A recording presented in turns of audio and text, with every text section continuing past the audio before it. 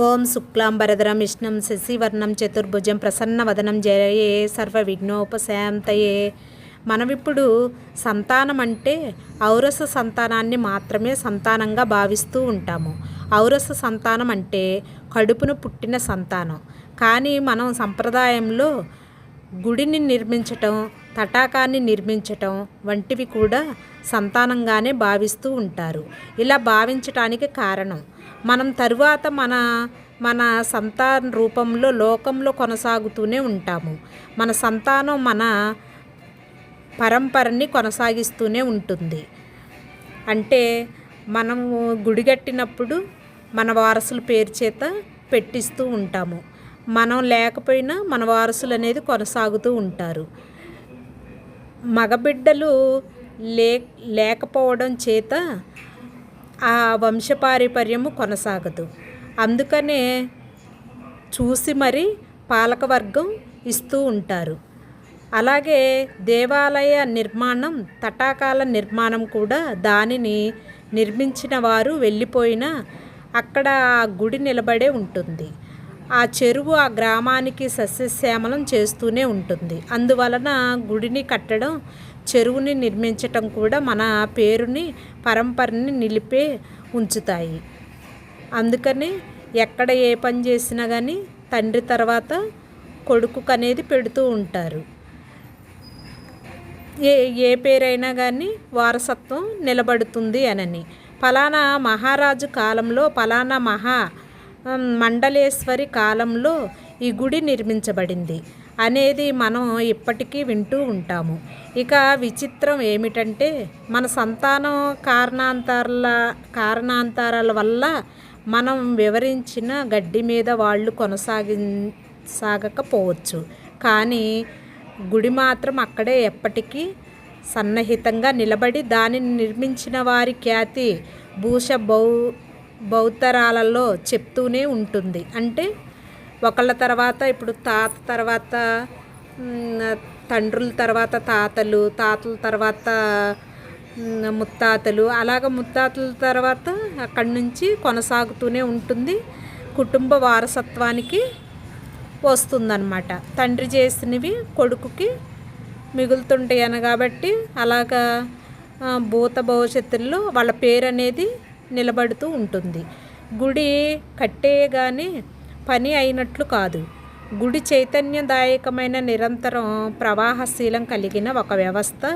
గుడి ఆరంభించిన దగ్గర నుండి గుడిలోని స్వామికి అమ్మవార్లను నిత్యోత్సవం, వారసోత్సవం, పక్షోన్న మహోత్సవాలు జరుగుతూ ఉంటాయి.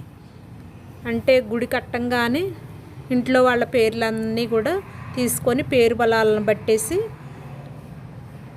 మహోత్సవాలు జరుగుతూ ఉంటాయి. అంటే వెళ్ళినా వెళ్ళకపోయినా వాళ్ళ పేరు బలాలను బట్టి అక్కడ పూజలు అనేది జరుగుతూ ఉంటాయి.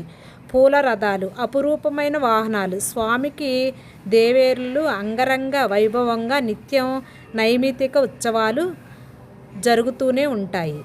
ఇవన్నీ ఒక్కరోజులోనే ఏర్పడి ఒక్కరోజులోనే వ్యవస్థగా రూపుదిద్దుకున్నవి కాదు. మహారాజులు, మంత్రులు, సామంత్రులు, మహామండలీశ్వరులు, సేనాధిపతులు, కళాకారులు, గ్రామస్తులు, సాధారణ భక్తులు ఇలాగా ఎందరెందరో వ్యవస్థని మరింత అపురూపంగా, సౌందర్యవంతంగా తీర్చిదిద్దారు.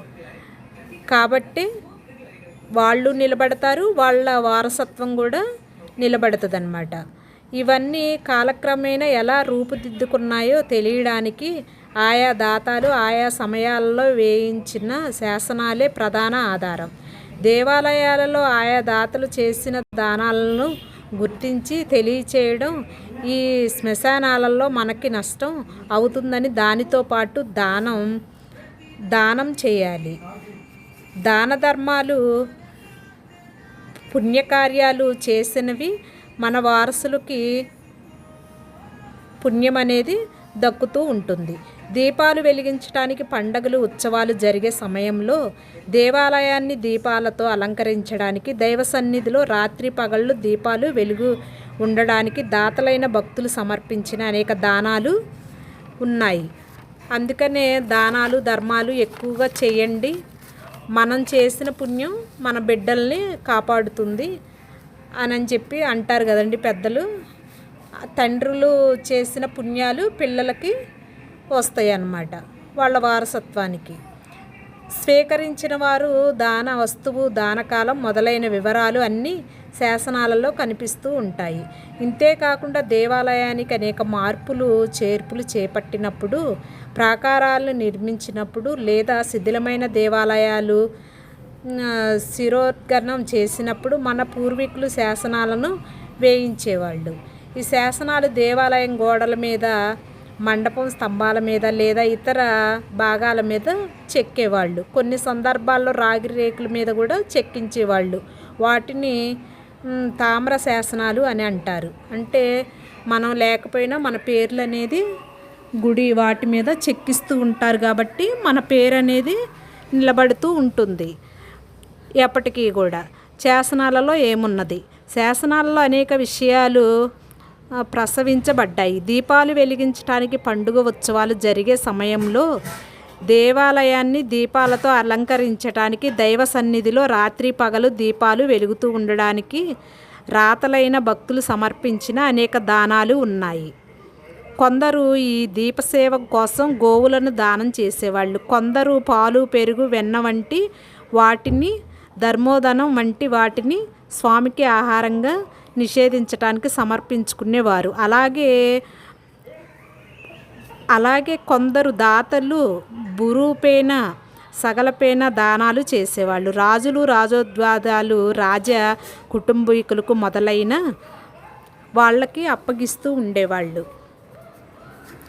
మగబిడ్డలు లేకపోవడం చేత వాళ్ళ వంశోద్ధారానికి పేరనేది లేక వేరే వాళ్ళకి ఇప్పించేవాళ్ళు.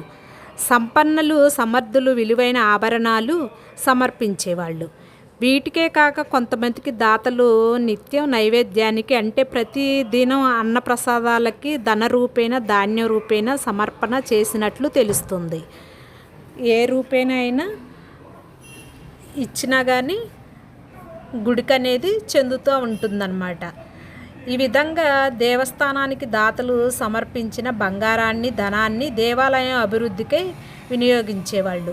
ఉదాహరణకు దేవదాస గ్రామంలో బంజరు భూములు సాగులోకి తేవడం, పంట కాలువలు పూడిక తీయించడం, తగు మరమ్మతులు చేయించటం వ్యవసాయం అభివృద్ధి కోసం దేవాలయం ప్రోత్సాహాన్ని అందించేది.